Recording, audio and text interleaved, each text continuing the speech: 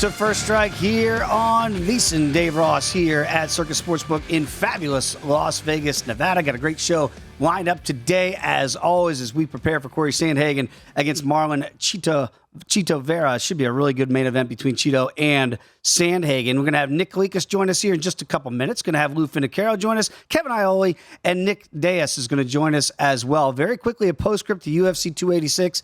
Wow, judging certainly was at the, I know there are a lot of questions about judging, certainly in the main event. For the record, I was on Leon Edwards as over a $2 dog, but I did score the fight a draw after Leon Edwards was penalized a point, but the judges saw it differently, and he remains still the welterweight champion after beating Kamaru Usman via decision there. The Justin Gaethje fight against Rafael Fiziev, absolutely a banger. That one went the distance as well, a surprise to many, and Gaethje back in the title picture with that decision victory. So we'll get some thoughts on scoring as we go on this one here and how it might affect some of your wagers as you get into this fight night. Again, a pretty good one on tap. Let's get to Nick Kalikas right here, the man who sets the numbers behind me that you see at Circus Sportsbook for all of the boxing events and certainly in mixed martial arts as well. Nick, great to have you again back here on First Strike. Very quickly, you were one of the guys that kind of warned the public about jumping on Kamaru Usman against Leon Edwards, saying, hey, this is a pretty live dog at over a 2-1 betting underdog.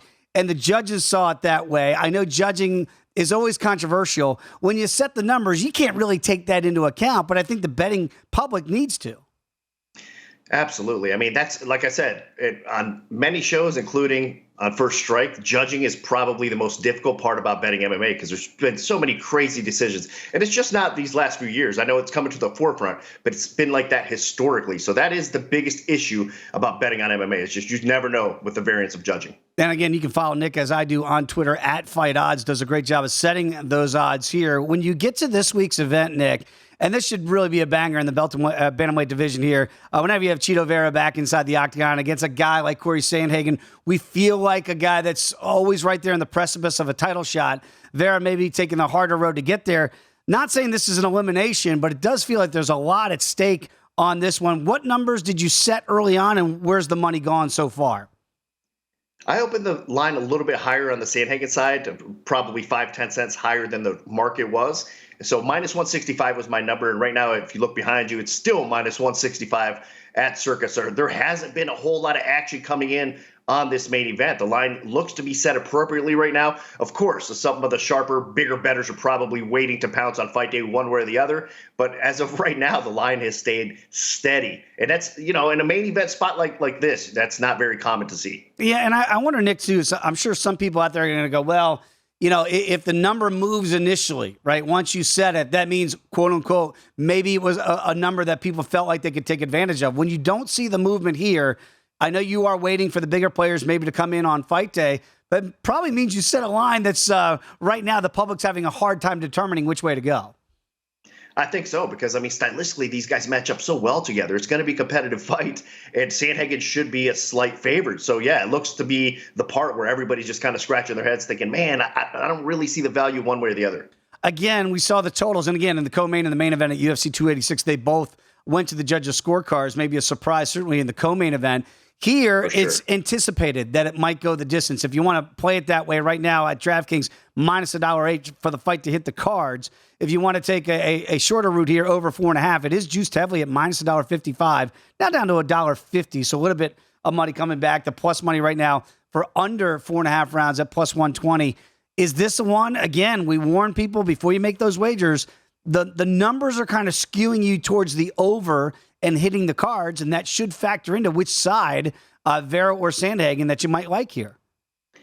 Yeah, I think both these guys are the type of fighters that are so durable. It's hard to get rid of them. So their conditioning is on par too. So they're going to be there in the long run. So that's why you're seeing this total set so high. Now, that being said, to contradict myself a little bit, they have the finishing ability too. We've seen that time and time again on both sides of it, especially Vera. He's got that kind of power that is underrated at times. He's able to, especially as the fight progresses, kind of do that damage and get the fighters out of there. So I think there is a possibility of a finish here, but I'm just expecting a really classic classic battle war that goes 5 rounds back and forth. Just an awesome fight. So I do think it's a little bit more correlated, Sandhagen and over. And then I would think, if anything, it's probably going to be the Vera side and the under. But both these gentlemen could definitely win on the scorecards, or both these gentlemen could definitely finish as well. They have that kind of ability. But I do think more so that the total on the over is probably right. And Nick, to your point, the numbers kind of bear out exactly what you just said. It feels like the marketplace is showing the finishing potential might be higher on the Vera side, because KO, TK, or DQ right now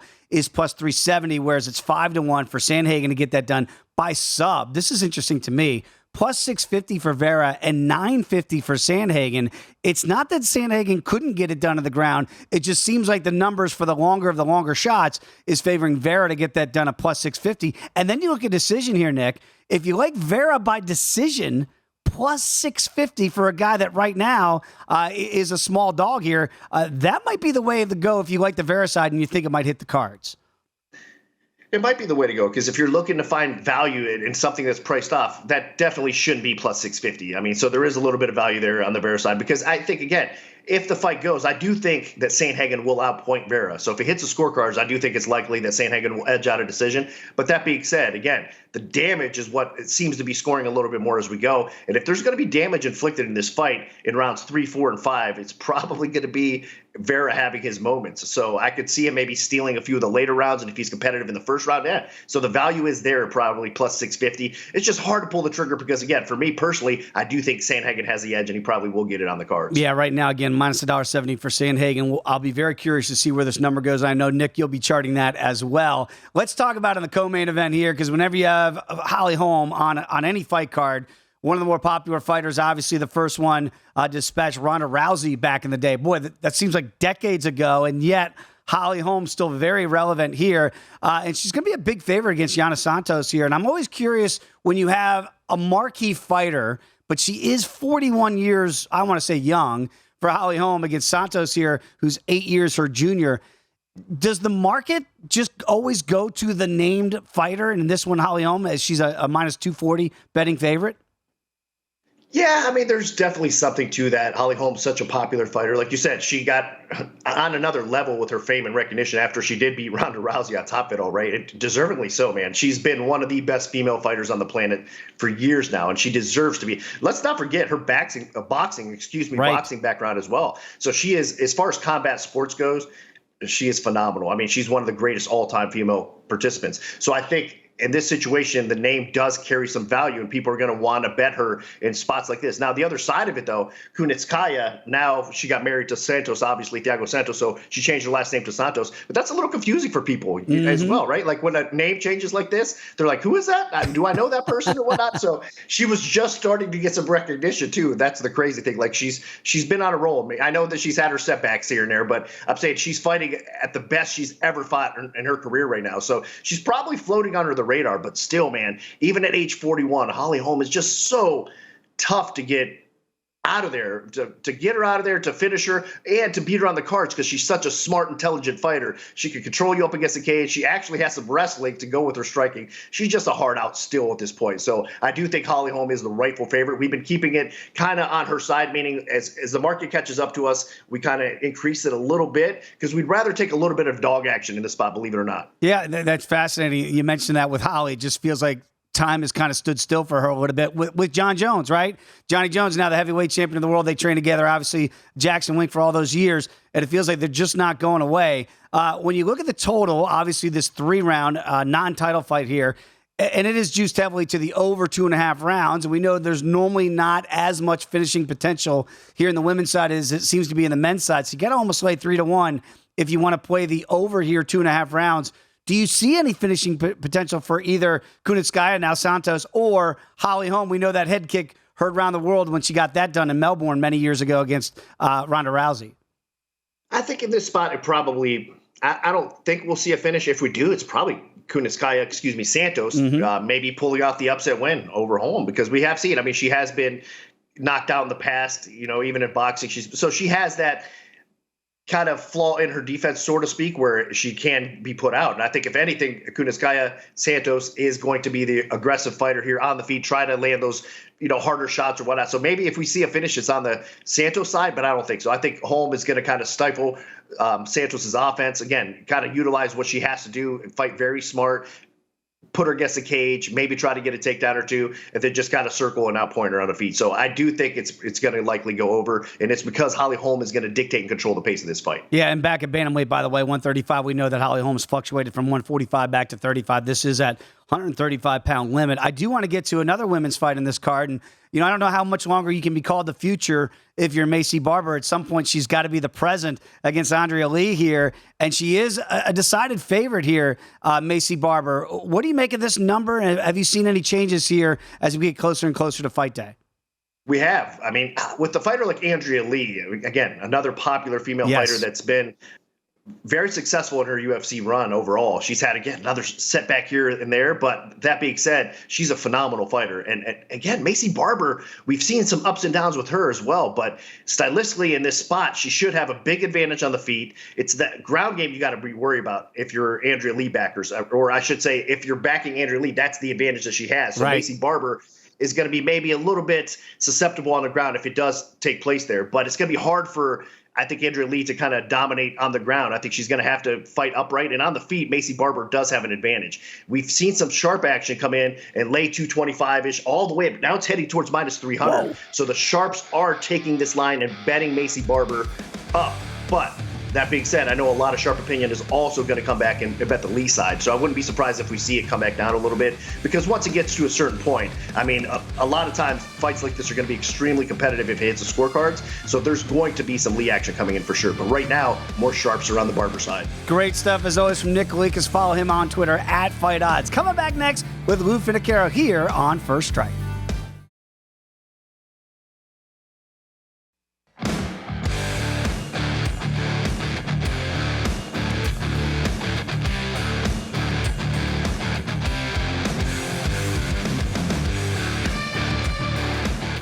DraftKings Sportsbook is giving you plenty of ways to bet the UFC. Just download the DraftKings Sportsbook app. You're going to be able to bet on more than just the main event.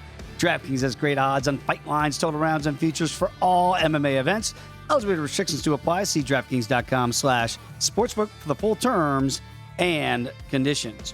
Rolling along this edition of First Strike here on VSiN. Dave Ross here at at Circa Sportsbook here in Las Vegas. Let's get out to the man in Arizona. You can follow him on Twitter as I do, at Gamblou. He is the one and only Lou Finocchiaro. Lou, always great to get your insight. And, sometimes before we do the show, we'll peel back the curtain a little bit. We'll say, hey, Lou, what do you like? We're trying to get some ideas of where you're going to go. The thing that struck me the most was this fight card is down in San Antonio. We've been talking a lot about judging, and I know there's a lot of questions about judging after what we saw in London at UFC 286. How does that affect your handicap, knowing where this fight card is taking place? Because I was trying to caution people last week that, hey, the fight card's in England. We know where Rocky Edwards is, and maybe if it's close in the cards, he might get the benefit of the doubt. Totally agree. Thanks for having me on. We have to understand with Texas, the issue is the state commission. The state commission, like New York, is tied still very closely to the relationship it had years ago with boxing. It's tainted that way, and we find very dubious calls that can come from Texas and the state of New York. In this fight card, we have 9 of the 13 fights feature athletes from Texas. And so it's important to know which of those athletes are from Texas, which ones aren't, because then we peel back the onion a little further. What fights are destined for over 2.5, or at least lined heavily that way? And then maybe we can derive or ascertain a little value from trying to determine which Texans might be in a good position to get a close call. And Lou, I think what we're always getting at is, and I think you just laid that out perfectly, because judges are human, right? They're in the venue. The crowd's going to pop for their fighters. And sometimes I know you'd love them to be in a phone booth and soundproof and you don't hear the crowd, but sometimes that can affect the judges' decisions when they hear the pop of the crowd and in a close fight. That's why we're saying sometimes you have to take that into account in your handicap if you think the fights are going to go to the cards, correct? I totally agree with that. And without getting too controversial, in Texas and New York, sometimes things happen over and above just crowd response. Absolutely. Let's get to it, Lou, here with the main event, because I do think it's a good one when you look at Cory Sandhagen, a guy that we feel like is always on the cusp of maybe getting a title shot, and then a guy like Chito Vera, we just know how tough he is, and it feels like they throw him guys like, the Sean O'Malley, right? And then we saw what he did to Sean O'Malley, his first guy to beat him. So you look at him now, an underdog again here, Chito Vera at plus $1.45 against Sandhagen. What do you make of that number? Because again, Sandhagen, even though he's 3 inches taller, the reach is identical, maybe even a slight edge to Vera. Yeah, I think this is a fight that really has conflicting styles, Dave. I look at Vera as being the dog, being the guy that's got a chip on his shoulder. He's somewhat well-rounded, but he goes in there and does it with toughness and determination. Whereas Sandhagen is a little bit more of an artist, uses space more. And though Sandhagen's reach is an inch shorter, he's an inch taller, so there'll be some leverage there. Surely he's got an inch or two on his legs over Vera, and I just look for the Sandhagen movement, and this is a fight where neither of the combatants are from Texas. We're in the larger cage in San Antonio. I think that the more well-rounded skills, the fact that Sandhagen's been in with a higher caliber opponent, much higher than Chito, even though Cheetah has fought some very competent fighters moving into this fight.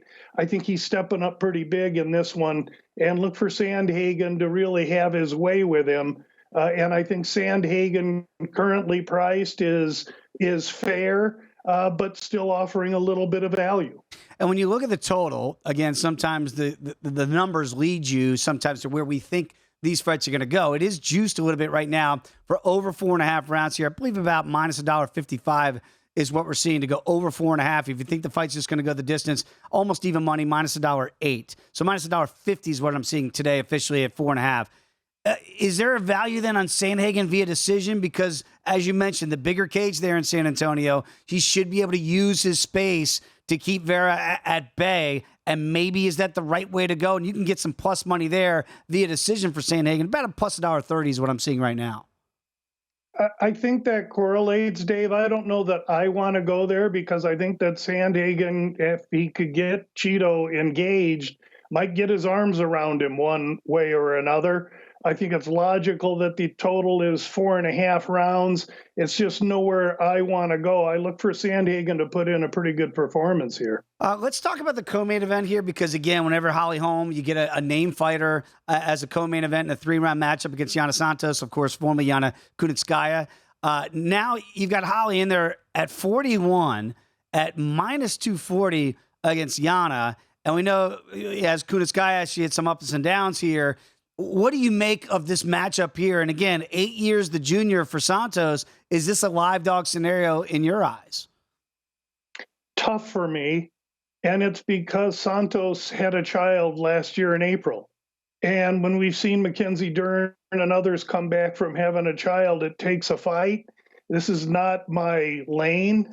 And I'm scared of Kunitskaya coming off of being pregnant and having a baby girl with Santos a year ago. And so I lean to Holm as being a legitimate, she's the better fighter, and I lean to her being a favorite, but it's a fight I'm running from. I'll learn more from watching this one. By the way, it's such a great point. Again, some of those variables outside, as Lou's referring to, if you don't want to get involved in the fight, just watch it, handicap it for the next time you see these ladies back in the octagon. Very, very smart advice on your part. Let's talk about Maycee Barber. Speaking of women, against Andrea Lee, this should be a pretty good fight as well here on this main card. Look, Maycee Barber shows you some things, some really good things, and then sometimes maybe a little bit is lacking there. Andrea Lee, we know she wants to maybe try to get this fight down to the ground where Barber might have a weakness.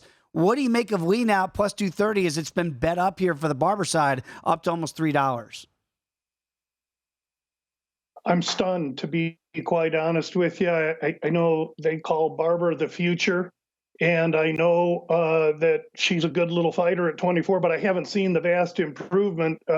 Andrea Lee is a cowboy boot wearing girl that lives, oh, by the way, she was raised in Houston, lives in Louisiana. The crowd's going to be there for her. This fight is one of the fights I've been talking about, lined at 2.5 over 300. To me, the young cowboy boot wearing, I want to call her Hill, Andrea Lee. To me, that's a decision bet on her all day long. I love her as a dog, and that fight to me is mispriced. And that's why what we're getting at. Think about who the crowd's going to pop for. They're going to pop for Andrea Lee, and if this one hits the cards, again, you saw it in London. Hold your breath if you're laying almost $3 for the favorite here in Macy Barber. Got about a minute to go. Very quickly, before we get to the About Business podcast, any other fight in this card that you really see value in on a Tuesday? Texas gymnast Haley Cowan is going to fight a little Brazilian that's shaped like a hand grenade. Her name is Vidal. Vidal has been in with better. She's explosive. She's a legit mixed martial artist. And the hometown girl is going to get rubbed out in this one. Vidal plus 110, really a very interesting underdog, starts the fight card off. Okay, that is a very, I love that call there earlier on this main card before we get there. Very quickly, got about a minute to go. Lou, tell the people about the About Business podcast, what they get each and every Friday, because I know you do your due diligence, certainly when it comes to the weigh-ins. What are they going to hear when they listen in? 16 minutes of my final releases. We've been really good as far as what I've released. Fortunately, because the last two main events I've missed in hemispheric fashion, fortunately, I haven't wagered on those. So it's how you select the wagers as well as what you wager on. And Dave, I appreciate you having me on and allowing me to mention the About Business podcast. Absolutely, Lou. But very quickly, just in about 30 seconds, tell the people what you mean by that, because I think that's, I tried to get this point across last week as well. If you see a fight that you think is missed line, even though you might like the favorite, you can just stay off it because there's just not the value in wagering it. Is that what you're getting to? 44 to 46 fight cards a year with 13 to 15 fights per card. There's no loss of fights to bet. It never hurts to pass. Sometimes the best wager is the one not made. Excellent, excellent advice from the one and only Lou Finocchiaro. Again, give him a follow at Gambler. Lou, can't wait to catch up again next Tuesday right back here on First Strike. When we come back, Kevin Iole joins the program. Cannot wait to get his thoughts as well. Rolling along this edition of First Strike here on VSiN, the Sports Betting Network.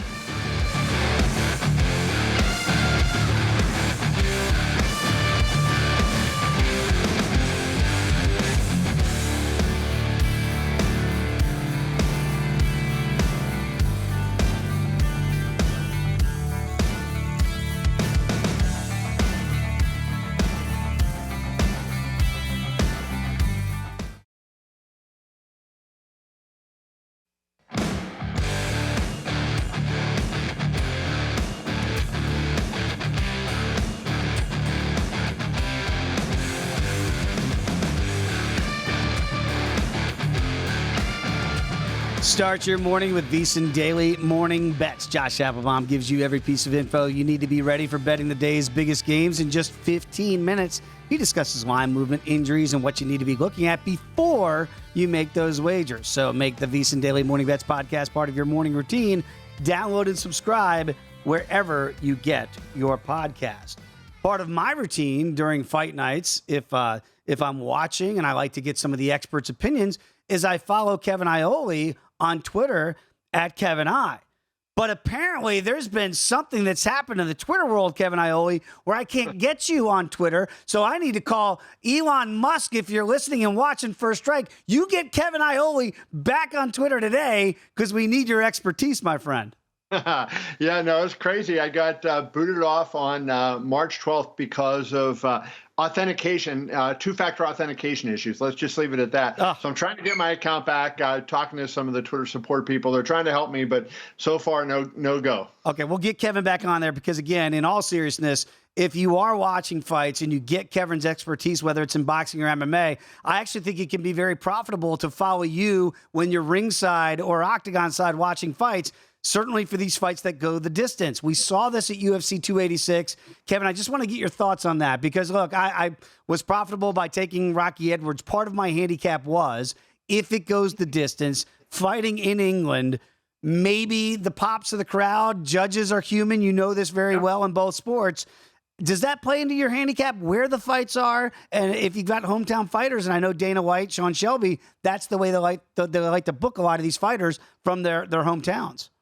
You know, I think it plays a little bit of a part, but I think sometimes, you know, fans look into that too much, right? And they give it too much credence. And, you know, I think if you went back over history and you said, hey, who are the hometown fighters and how did they do in fights that went to decision? I don't know that it's necessarily going to, you know, reflect the fact that they did well. You know, and I'll say this, like my UFC 285 is a great example for me of some of the mistakes, Dave, I think that people make when they look at the judging. So I took a picture that I posted on Instagram at UFC 285, and immediately people were saying, oh, best seat in the house. You're so lucky. I would love to be there. and I had a great seat. I was front row center. I could have reached out and grabbed the octagon. That's how close I was. The fighters walked past me, right past me on the way back to their locker room. But once the fight started, you know, there's a little ladder that sits there where the cameramen get on the ladder. So I had Jeff Patari, the UFC's photographer, the entire time standing right in front of me. He's got the ESPN camera crews running around, and when the action's on the floor on my side of the cage, there's a guy holding the cables and a guy holding the camera. They're both standing in front of me. So a lot of times, you know, people will say, why aren't you watching the fights? Because they'll see me doing this. I'm looking at the scoreboard in the arena because I can't see direct 10 feet in front of me. And I think a lot of times what people don't realize with the judging, and there's a lot that goes into this, and I'm going to just make this short, sometimes the referee's in front of you, or sometimes the fight is absolutely right in front of you.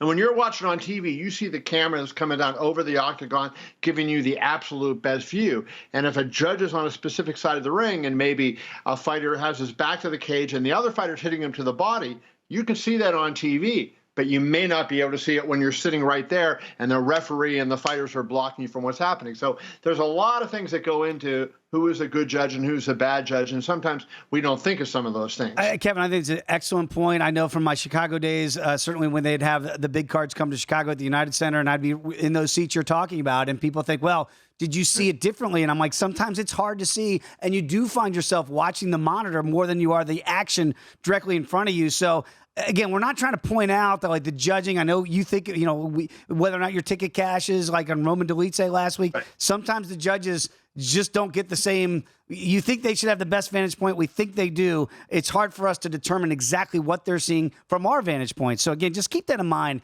before we start to get on these judges each and every week with some of these questionable calls. We think the main event, Kevin, at least it leads to it on the numbers that more than likely it might hit the cards here in San Antonio and go all five in the main event here between Chito Vera and Cory Sandhagen. When you see that and you do see the bigger octagon there in San Antonio, we would think that would be the advantage to Sandhagen here as kind of the rangier fighter. But when you look at just the way they line up, they are pretty even. Yes, Sandhagen's 3 inches taller, but again, the reach actually goes to Vera. How do you see stylistically this fight playing out?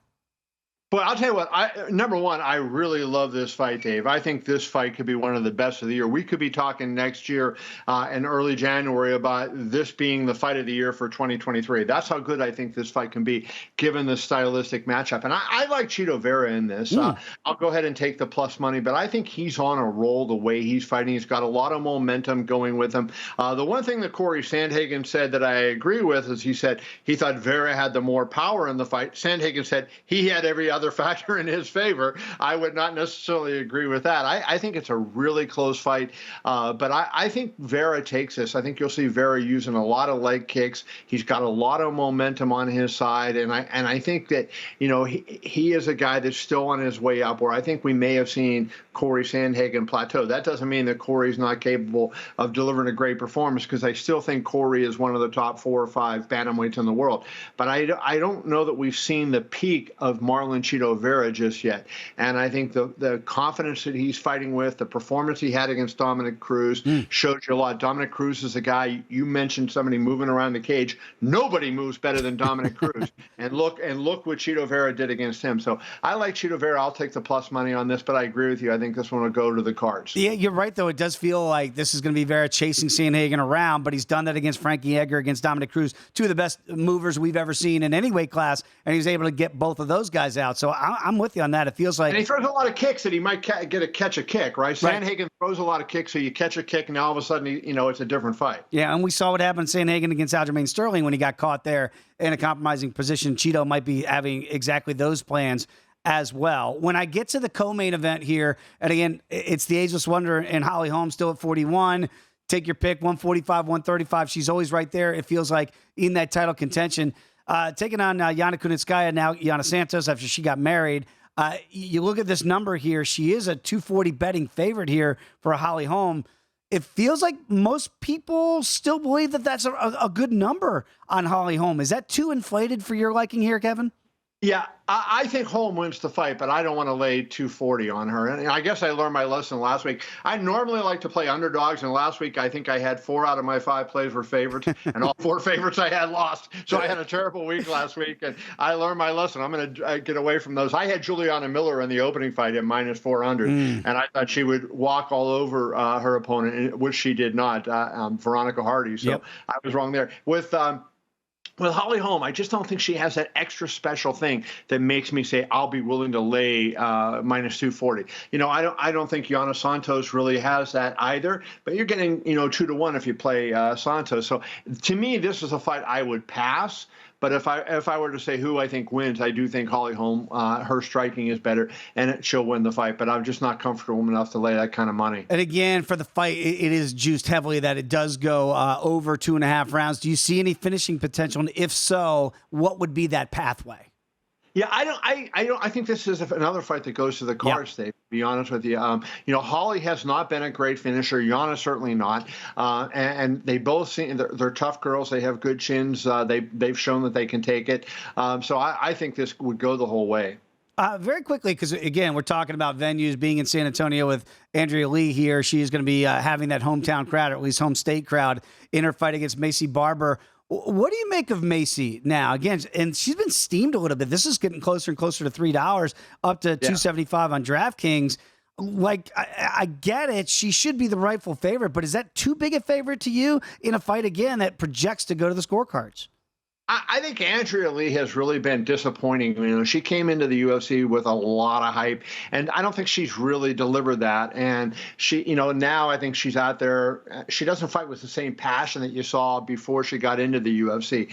And if you look at what Macy Barber's done, she had all this hype when she joined the UFC, the greatest prospect ever, all this. I don't know that she's living up to that, but look at what she's done. Her only 2 losses, one was to Alexa Grasso, now the champion. At the time, some people were surprised by that. Maybe not so much surprised of it now. Roxanne Modafferi is the one that she lost that you maybe scratch your head against, but she's beaten Jessica Montana De La Rosa, Miranda Maverick, Jillian Robertson, J.J. Aldridge, some really, really good fighters, and I think a lot of those fighters are better than Andrea Lee. So I think I like Macy Barber in this spot, and I actually like Macy Barber perhaps to get a finish. Wow, I love that breakdown. Very quickly, got about a minute to go, Kevin. Again, after what we just saw at UFC 286, I want to put you on the spot if you're Sean Shelby and if you're Dana White. Should Colby Covington get the next title shot against Leon Edwards, or should it be Bilal Muhammad? I don't like Colby Covington getting that title shot. He's already had a couple title shots. He hasn't fought in over a year. I say either go with Masvidal or Bilal Muhammad. I think that there's other guys that deserve it more. All right, we'll see with that Gilbert Burns-Masvidal matchup. If Masvidal were to beat Burns, I think you're right on. There would be drama. Yeah, those two guys got a lot of history between Leon Edwards and Jorge Masvidal. Get him back on Twitter, Elon Musk. There he is, Kevin Iole. Come on, follow him when he's back on there at Kevin I. Great stuff, as always. When we come back, we're going to have Nick Dais join us right here in studio. That's next here on First Strike on VSiN, the Sports Betting Network.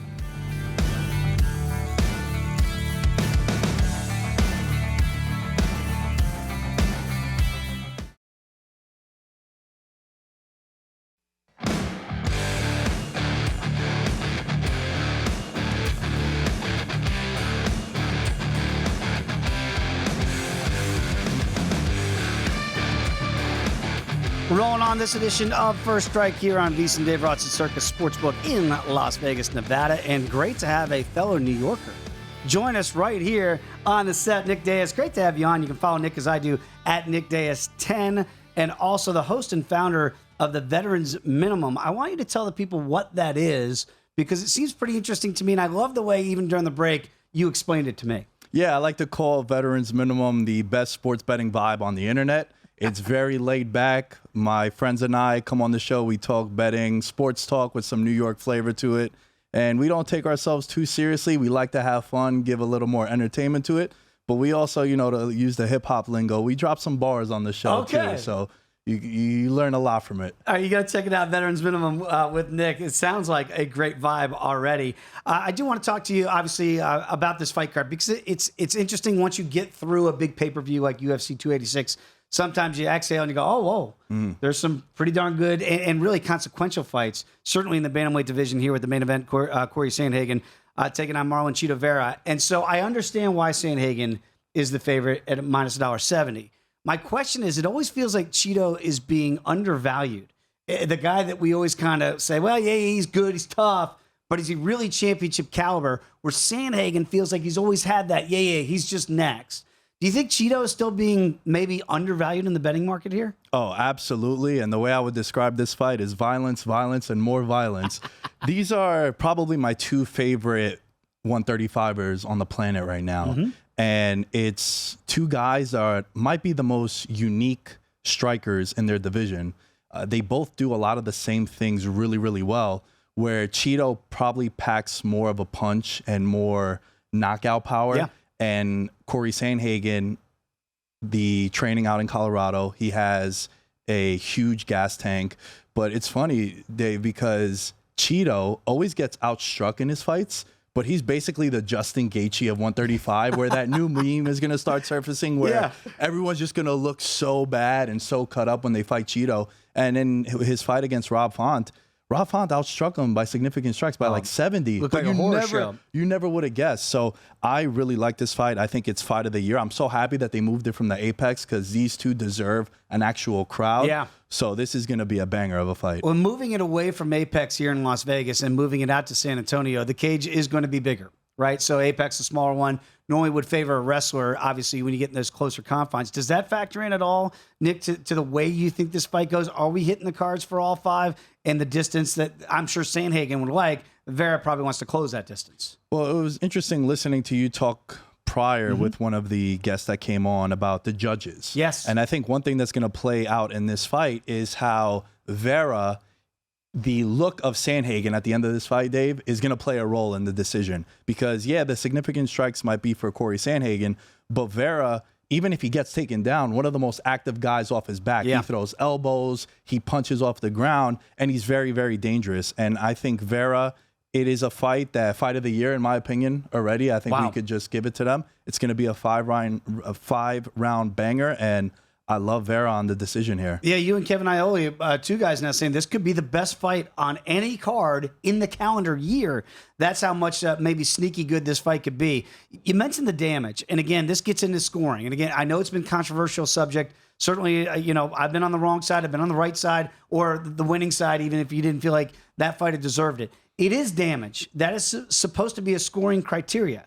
So even if Sandhagen, let's say, outscores Vera 3-1, if the bigger shots, or at least the look of damage, is being done by Vera, that is supposed to weigh heavier in the judges' scorecards. Yeah, absolutely. I mean, there's been time and time again fights where a guy has a 4-1 advantage on significant strikes in a round, but with 30 seconds left, he gets dropped. Right. And then it's always, you throw 50 strikes at me, I throw 20, but one of my 20 drops you, cuts up your nose.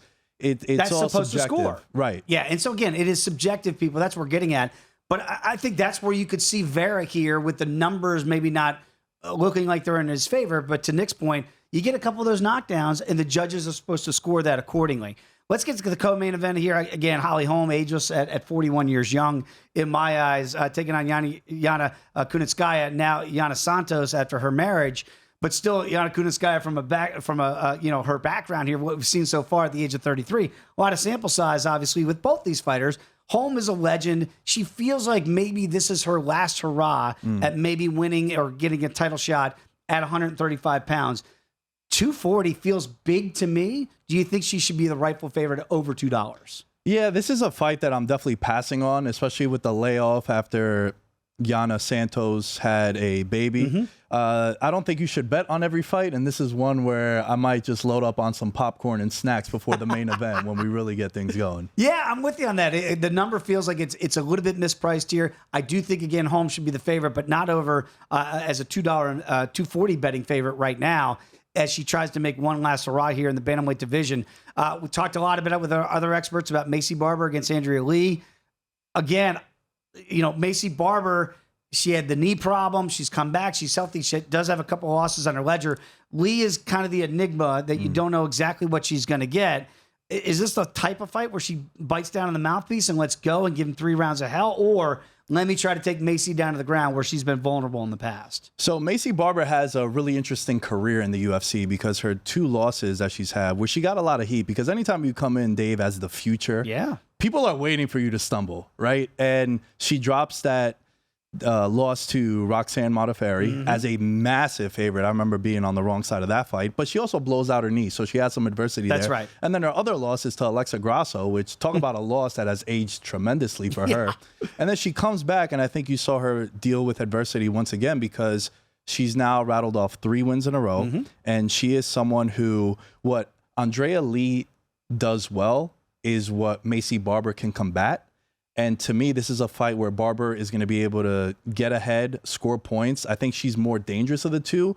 But Andrea Lee has only been finished 1 time, and it's by submission. And Macy Barber is more of she's a bully. Ground and pound. Ground and pound. So I would look at her by stoppage to be TKO or knockout, but heavily leaning towards this being a 3-round decision for Macy Barber. All right, minus 275. So it has been bet up. But to Nick's point, if you think Lee's toughness can at least get her through the 3 rounds, look at Barber via decision, and he can shorten that number greatly if you don't think there's going to be a finish. Nate Landwehr is certainly an interesting fighter to watch in the octagon in his UFC fights of recent past against Austin Lingo here. Landwehr is a decided favorite at minus 230. It has come down a little bit here. What do you make of Nate here as a $2.30 betting favorite? He's a tough guy to put out. Yeah. And you saw that in the David Onama fight where he got finished 3-4 times in that first round, and then he's able to withstand the pressure from a lot of these fighters early on. So he's a prime example of a guy that I'll fade early, but maybe come in on a live bet if he drops that first round to Austin Lingo. I think that's something you can maybe get some more value on a minus 240 favorite, like you mentioned. Yeah. But for the most part, he's a guy who's very tough to put away. You need to be one of the more elite guys, and I don't think Austin Lingo is exactly that. We saw a couple of big ones last week, I believe, that closed even after the fights were over. And I'm looking at Roman Dolidze. I think he closed at a minus $6 betting favorite, and the decision didn't go his way. When you look at the live odds as they change, because I think you made an excellent point there about Landwehr, maybe you wait and see how this plays out. Are you influenced by where the numbers go or what your eyes are telling you? I'm a big eye test guy. And especially with the UFC, I've talked about this many times on my show, where it's the only sport, Dave, where public perception, public betting lines, it doesn't really play a role for me. Where in the NFL, if you tell me that everyone's on the Dallas Cowboys, I'm probably going to look the other way. Smart. But when it comes to fighting, if it's the fighter that I think is going to win, that's the side that I go on. The lines can be a little misleading sometimes because there are guys that tire out and they look great in round 1 or 2, but then round 3, they have nothing left. So to me, the lines don't mean that much. I got about 90 seconds to go with you, Nick, before I have to say goodbye on this edition of First Strike. But I mentioned Leon Edwards after getting that win last week against Kamaru Usman. it has been said that he will fight Colby Covington. There are numbers at DraftKings already out for that fight. Leon has said, I'm not going to fight Colby Covington. I don't know exactly how that's going to play out. Edwards is a small favorite right now, minus 120. What do you make of that? Because it does feel like stylistically, that could be a fight that gives Edwards a lot of problems. Yeah, it could be. And Colby has been a guy who many have said if it wasn't for Usman, he probably will be champion. I don't necessarily agree with that. I think Leon now, he gets that championship rub. It was something Teddy Atlas had tweeted out where once you become a champion, you get 20 to 30% better. That's right. It's like the confidence. And I think Colby is a tough matchup for everyone.